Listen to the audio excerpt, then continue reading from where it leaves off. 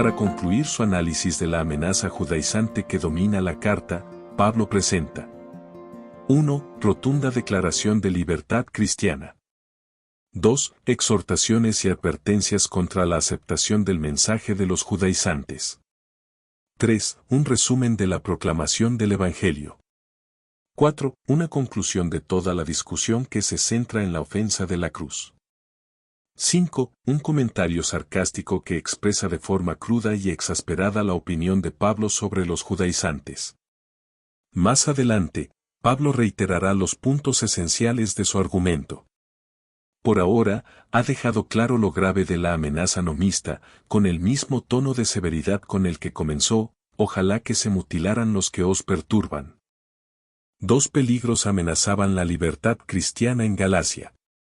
El primero era la aceptación del nomismo judío como estilo de vida para los cristianos gentiles, lo que nos devolvía a la pregunta fundamental de si la justicia se obtenía mediante las obras de la ley, o mediante una respuesta de fe a la fidelidad de Jesucristo.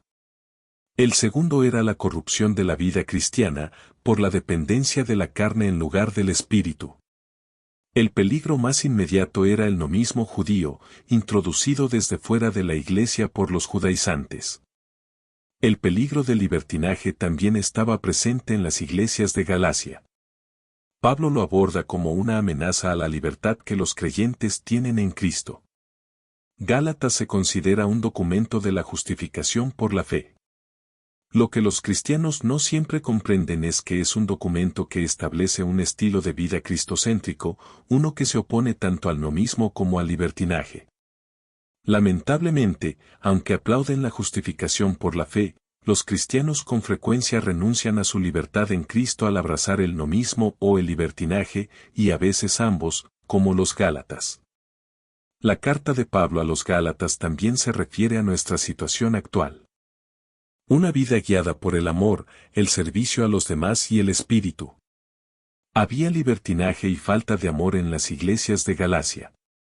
Pablo exhorta a que la libertad en Cristo se exprese por amor al servirse unos a otros, mediante una vida guiada por el espíritu, sin tomar la libertad cristiana como una oportunidad para la expresión de la carne.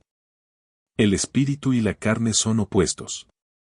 Vivir bajo la dirección del espíritu es muy diferente a vivir nomísticamente.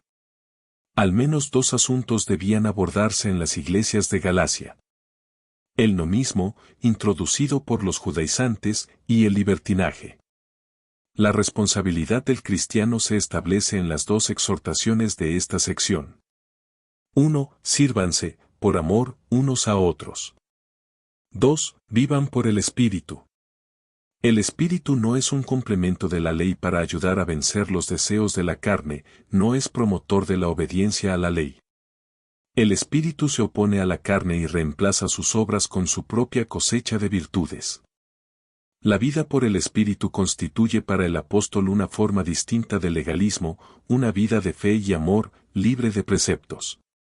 La afirmación de los judaizantes incitaba al creyente a alcanzar la perfección ética. Los judaizantes también se referían al espíritu, pero como auxiliar de la ley dada por Dios para ayudar a los hombres y mujeres en su obediencia. El espíritu no solo introduce al creyente en una nueva dimensión de existencia espiritual, sino que también lo sensibiliza, le da un estándar de valores, y le permite hacer el bien. Las expresiones de esa bondad benefician a los demás. Solo el Espíritu puede vencer la carne al impartir la nueva vida surgida en la obra de Cristo.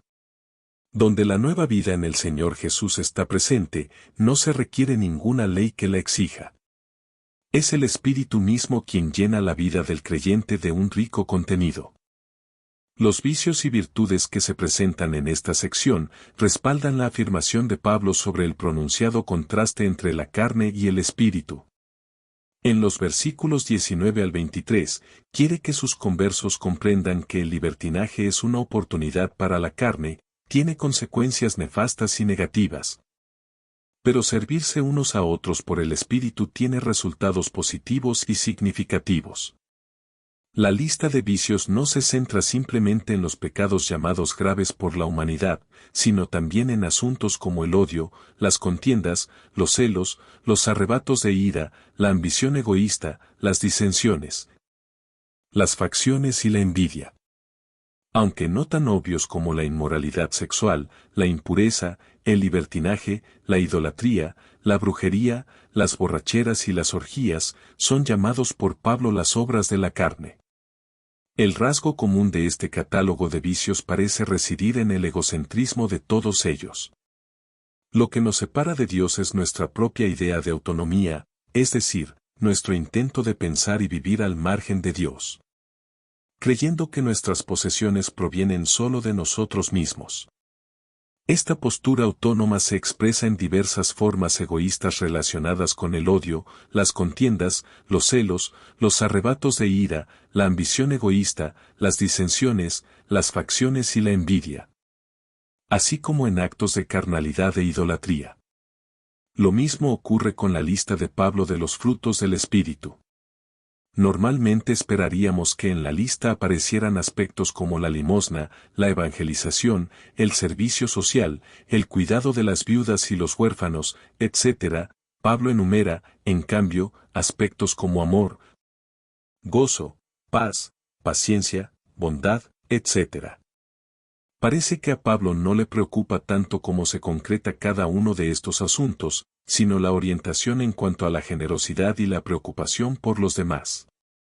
En el compromiso con Dios por medio de Jesucristo se descubre una nueva orientación para la vida, una orientación que refleja el amor desinteresado y generoso de Dios mismo. No se trata, como en la filosofía oriental, de la negación del ego o del yo creado. Cuando nos libramos del egoísmo, del egocentrismo, nos apropiamos de virtudes como el amor, el gozo, la paz, la paciencia, la benignidad, la bondad, la fidelidad, la mansedumbre y el dominio propio. La nueva relación en el Señor Jesús implica morir a la carne con sus pasiones y deseos, además de vivir según el Espíritu.